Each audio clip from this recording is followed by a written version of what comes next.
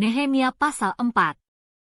Ketika Sanbalat mendengar bahwa kami sedang membangun kembali tembok, bangkitlah amarahnya dan ia sangat sakit hati. Ia mengolok-olokkan orang Yahudi dan berkata di hadapan saudara-saudaranya dan tentara Samaria, apa gerangan yang dilakukan orang-orang Yahudi yang lemah ini? Apakah mereka memperkokoh sesuatu? Apakah mereka hendak membawa persembahan? Apakah mereka akan selesai dalam sehari? Apakah mereka akan menghidupkan kembali batu-batu dari timbunan puing yang sudah terbakar habis seperti ini? Lalu berkatalah Tobia, orang Amon itu, yang ada di dekatnya, sekalipun mereka membangun kembali, kalau seekor anjing hutan meloncat dan menyentuhnya, robohlah tembok batu mereka. Ya, Allah kami, dengarlah bagaimana kami dihina. Balikanlah cercaan mereka menimpa kepala mereka sendiri dan serahkanlah mereka menjadi jarahan di tanah tempat tawanan. Jangan kau tutupi kesalahan mereka, dan dosa mereka jangan kau hapus dari hadapanmu, karena mereka menyakiti hatimu dengan sikap mereka terhadap orang-orang yang sedang membangun. Tetapi kami terus membangun tembok sampai setengah tinggi dan sampai ujung-ujungnya bertemu, karena seluruh bangsa bekerja dengan segenap hati. Ketika Sanbalat dan Tobia serta orang Arab dan orang Amon dan orang Asdod mendengar bahwa pekerjaan perbaikan tembok Yerusalem maju dan bahwa lubang-lubang tembok mulai tertutup, maka sangat marahlah mereka. Mereka semua mengadakan persepakatan bersama untuk memerangi Yerusalem dan mengadakan kekacauan di sana. Tetapi kami berdoa kepada Allah kami dan mengadakan penjagaan terhadap mereka siang dan malam karena sikap mereka. Berkatalah orang Yehuda, kekuatan para pengangkat sudah merosot dan puing masih sangat banyak. Tak sanggup kami membangun kembali tembok ini.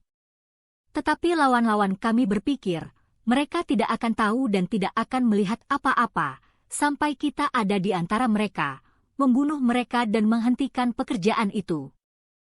Ketika orang-orang Yahudi yang tinggal dekat mereka sudah 10 kali datang memperingatkan kami, mereka akan menyerang kita dari segala tempat tinggal mereka.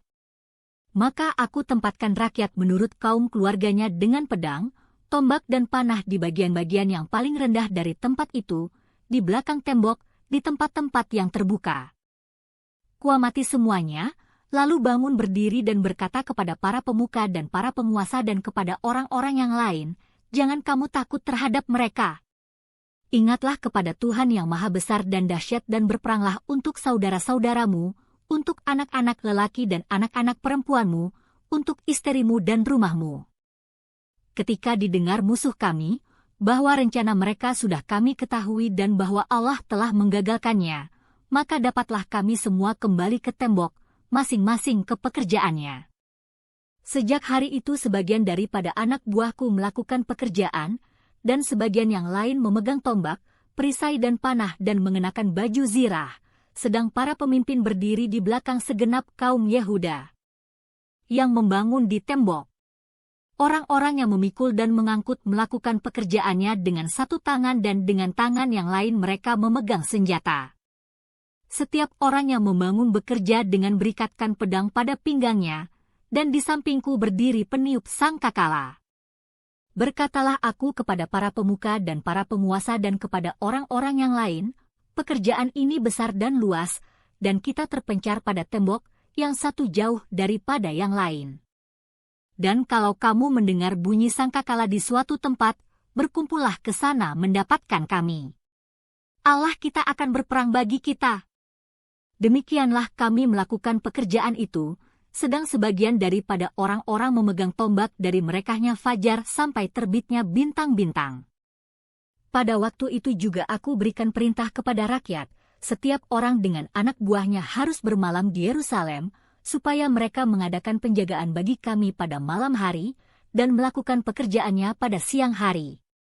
Demikianlah aku sendiri, saudara-saudaraku, anak buahku dan para penjaga yang mengikut aku, kami semua tidak sempat menanggalkan pakaian kami.